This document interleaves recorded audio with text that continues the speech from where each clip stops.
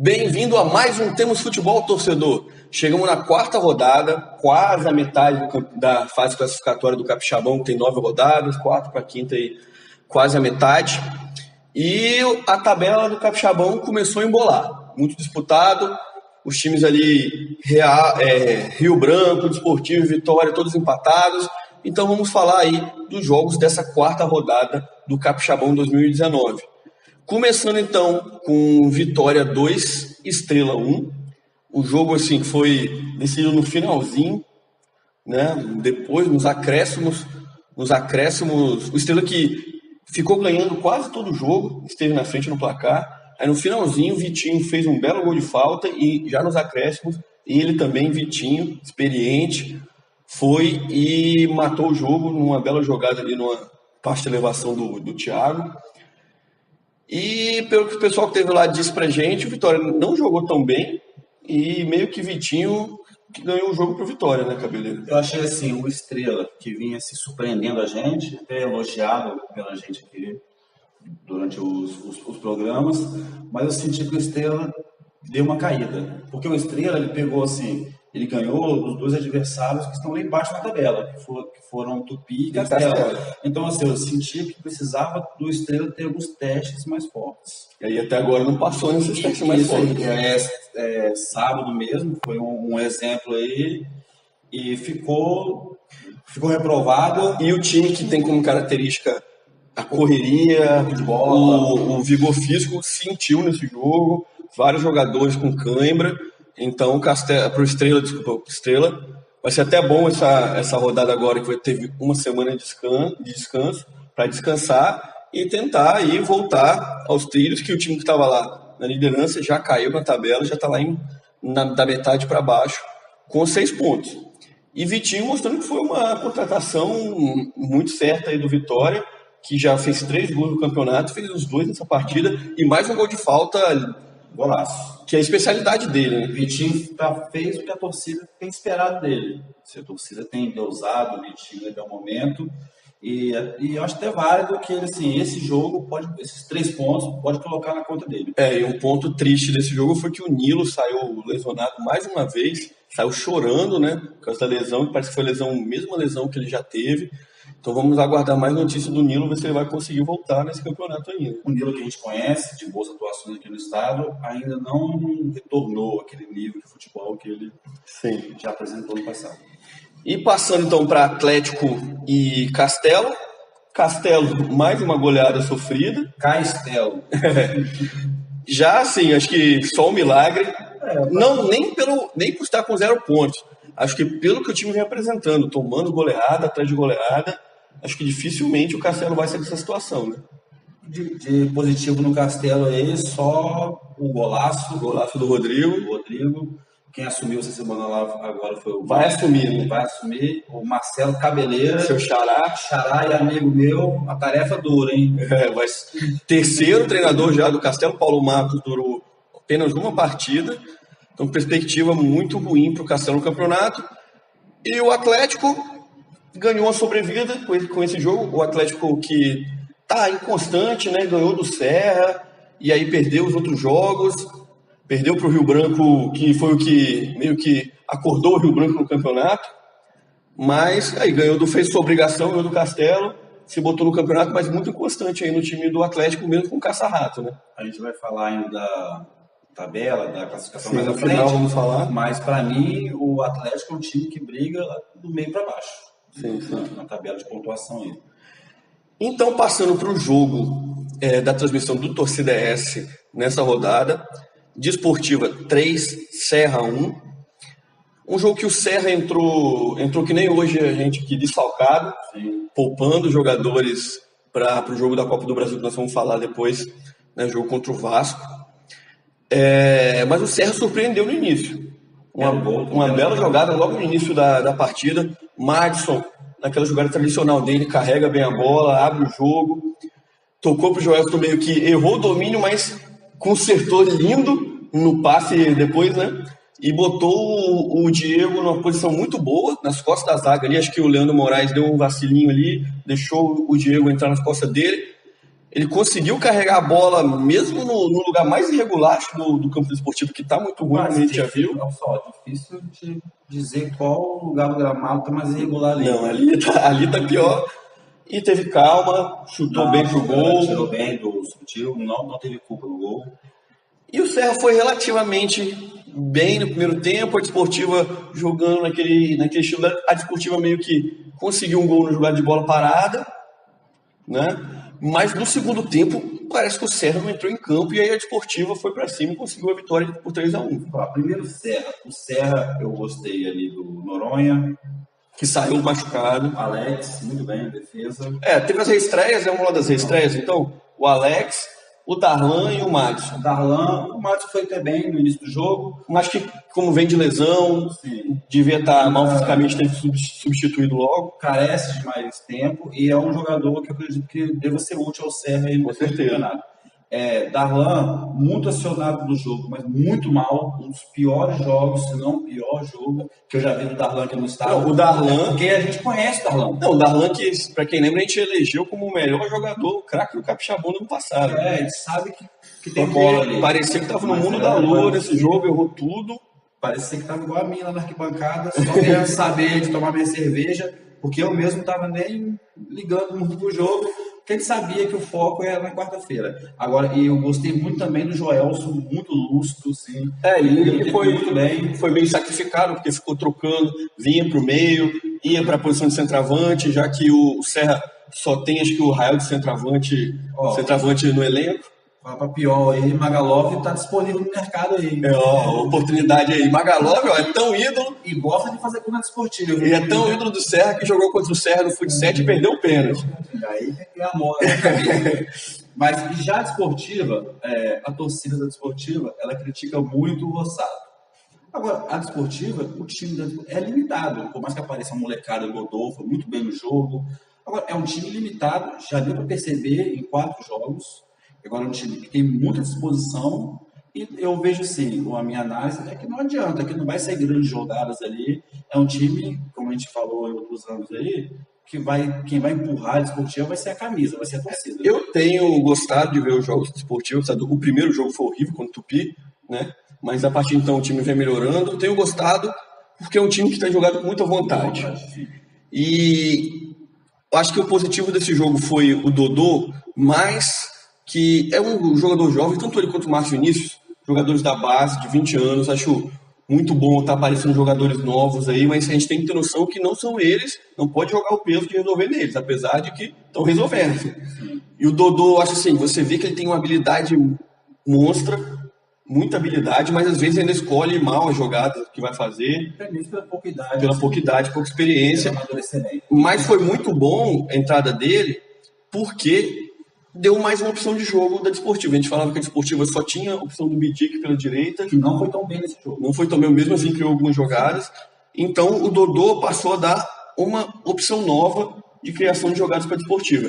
E talvez por essa mudança, o Alessandro, que não vinha bem, jogou muito bem nesse jogo, participou das jogadas ofensivas, jogadas dos gols. Gostei do Léo Peixe na lateral direita também, se apresentou muito. E o Leandrão na zaga tem sido constante ali, jogando bem. O Leandrão na zaga. E falando aí do segundo gol da Desportiva, né, um golaço do Marcos Vinícius. Teve sangue frio, esperou ali, o goleiro não se decidiu o que ia fazer. Uns dizem que foi um gol espírita. Um termo, vou falar velho não, mas um termo antigo aí. É do seu tempo. Foi um gol espírita. Mas golaço. Um golaço, sem ângulo. Muito inteligente. Apesar que o Cristiano, para mim, ele falhou, porque ali ele tinha que ficar plantado na linha, que aí ele fechava o ângulo e dificultava o chute.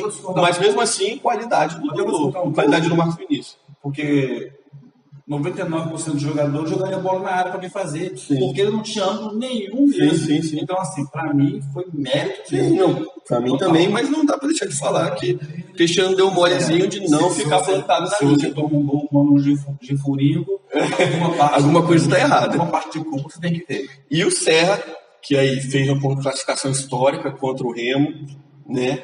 Gol de Rael, que dizem que comemorou muito esse gol aí. Mandar um abraço aí pra galera do Bar de Sabiá. Audiência forte lá também. E O Serra que também está inconstante nesse campeonato e tem que começar a ligar o alerta no Capixabão, porque a gente já viu o Rio Branco campeão da Copa ES cair no ano seguinte com um time bom por causa desse calendário maior. Em relação à tabela, eu acho que o Serra tem que se preocupar. Mas depois, quarta-feira contra o Vasco, a gente vê o que a gente faz. Sim, eu acho que o Serra... O time está flutuando mesmo. Tem um elenco muito bom e a tendência é evoluir, mas tem que ligar o alerta aí. Algumas pessoas têm falado assim, no risco do Serra fazer um bom campeonato e cair. Eu acho pouquíssimo provável que isso aconteça. Independente do jogo aí, muito importante, o jogo, vou colocar assim, o jogo mais importante do futebol capixaba, eu considero cerca de 20 anos. Se considera assim, puxar pela memória, é realmente um grande time do futebol brasileiro, e o Serra está vivendo esse momento, e sábado lá não dava para cobrar mesmo do time. É aquilo ali. E vamos falar desse jogo então, Serra e Vasco na quarta-feira no Kleber Andrade. Jogo provavelmente com 20 mil torcedores serranos. Não, se o Serra ganha esse jogo, daqui a um ano, eles vão falar que tinha 20 mil serranos lá no Kleber Andrade. Todo mundo vai falar que estava lá. Eu estava conversando esses dias com o pessoal, eles atrás de pessoas que viram Serra e Fluminense no Maracanã. Esse jogo, eu nunca achei ninguém que tivesse ido. Até porque os tempos eram outros também. Mais difícil. Não viajava com frequência para ver jogo fora. Sim. Mas esse jogo você pode esperar que se o Serra passa, todo mundo era serrano, eu digo. Então, expectativa muito grande pro jogo. Expectativa, vai ser muito mais difícil que o jogo contra o Remo. Assim, como torcedor serrano, eu acho assim, só um milagre. O Serra é muito mais, o time do Vasco, muito mais forte, muito mais... Está num bom momento. Está no momento. Acabou de ser campeão no primeiro turno carioca, mas que, pelo menos na noite de quarta-feira agora, os deuses do futebol estejam do nosso lado. Isso aí. O Serra, como a gente já aprontou, conseguiu vencer o Fluminense no Maracanã, por que não pode vencer o Vasco, né? Inclusive, o Serra aprontou, vou colocar assim, em peso menor, mas ganhar do Remo foi um jogo difícil também. O Remo é um time de Série C. A folha salarial é 3, 4 vezes maior do que o Serra. Estava invicto no Campeonato Paraense sem tomar gol. Mas depois do Serra virou crise. Perdeu do Paysandu no Clássico. Eles que se virem para lá. Melhor chorar a mãe deles do que chorar a minha. Com certeza. Então vamos falar. Depois desse jogo a gente vai até falar um pouquinho sobre o Serra também. No Tupi 0, Rio Branco 3. Teve o Tupi que veio com um time bem modificado, teve vários reforços que chegaram durante a semana, mas segundo informações, alguns mal treinaram e já foram para o jogo, então o time mostrou uma falta de entrosamento muito grande. Pessoal que viu o jogo do Vitória estava lá, não entendeu algumas escolhas do Arthur Bernardes, como não entrar com o Jonilson. O Caio. O Caio que sempre entra e muda o jogo também não entrou, acho que deveria ter entrado. O Jonilson acabou entrando, porque o Davi sentiu no primeiro tempo ainda. E foi bem. Foi bem, jogador experiente. E no primeiro gol do Rio Branco, teve muita reclamação do pessoal lá na torcida do Tupi, que o bandeira Ademar Berger teria marcado incorretamente, validado corretamente o gol, porque o João Paulo estaria impedido na frente da linha da bola. Mas a gente viu as imagens e chegamos à conclusão que João Paulo não estava na frente da linha da bola. Acertou o Ademar Berger nesse lance. A gente às vezes ri para muita arbitragem aqui. Mas tem que falar. Está de parabéns, porque inclusive torcedores do Rio Branco e funcionários do clube saíram ali com a nítida sensação que o gol havia sido irregular. Laporte, que estava com a câmera exclusiva lá atrás do gol, falou com a gente que estava impedido também. E na hora parecia mesmo. Parecia muito. Lance difícil. Mas, no primeira jogada desse lance, no replay você vê que o Rony Clay estava um pouquinho à frente, lance difícil, mas aí não dá para crucificar o Bandeira, porque era um tronco na frente, o zagueiro saindo, a perna na minha posição, o Rony Clay entrando, e para mim aí eu sempre falo que o zagueiro não pode ficar esperando o Bandeira levantar. Ele tem que sempre ir marcar a jogada, não pode ficar ali parado esperando. Não gosto de linha de impedimento, acho que é um risco muito grande. Então, para mim, fica na conta da zaga do Tupi aí, esse lance mais do que no Bandeira. Esse jogo também, eu tive uma participação especial aí como maqueiro. Queria agradecer os jogadores que se compadecem, assim, eu não estou no meu físico ideal. Então, quando eu sou acionado pela arbitragem, nosso jogador, se estiver bem, se puder me dar uma moral, sair andando, os jogadores têm atendido. São 3 jogos já como maqueiro e até agora 0 carreiras. Maqueiro Miguel, esse cabeleira. E falando então do Rio Branco, o segundo gol, 4 na defesa do Tupi, 2 do Rio Branco, um toque do Louco Abreu, que pelo menos participou mais do jogo. Ainda não gosto do posicionamento dele dentro da área, mas saindo da área ele participou mais do jogo, deu esse passe para o Rony Clay.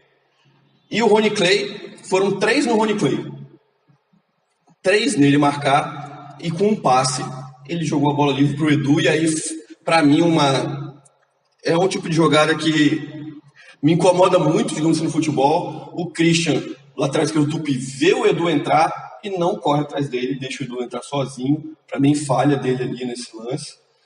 Não pode deixar o atacante tomar a frente daquele jeito. E aí o Edu, que para mim é o melhor jogador do Rio Branco até agora no campeonato. Sim, sem dúvida. Tá muito bem, resquício nenhum de lesão.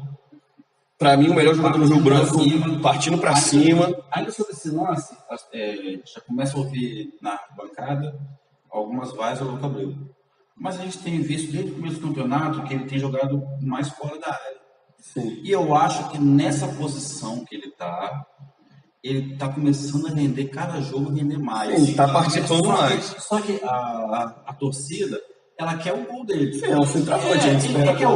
Eu acho que esse gol vai acabar saindo no momento. Eu acho que vai sair contra o Castelo. Vai ter uma hora que o Branco vai ter que jogar contra o Castelo, não tem jeito. Mas eu acho assim, que até mesmo nessa função que ele tá, ele tem rendido bem.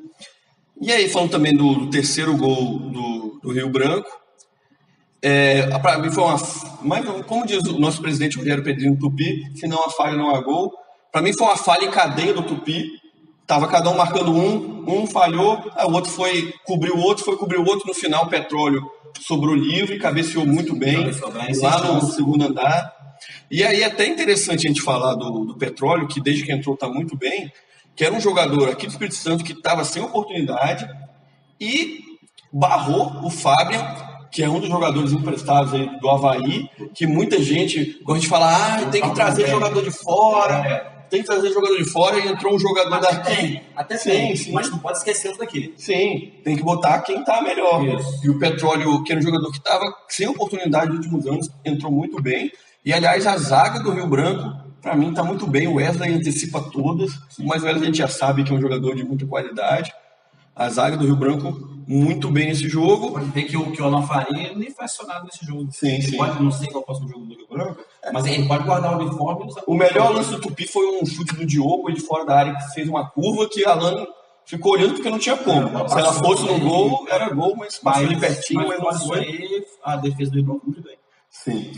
E aí o Rio Branco foi lá para cima, está em segundo, empatado com a Desportivo Vitória, um ponto atrás do Real, que é o líder, então entrou de vez na briga com essa vitória contra o Atlético e agora a vitória contra o Tupi.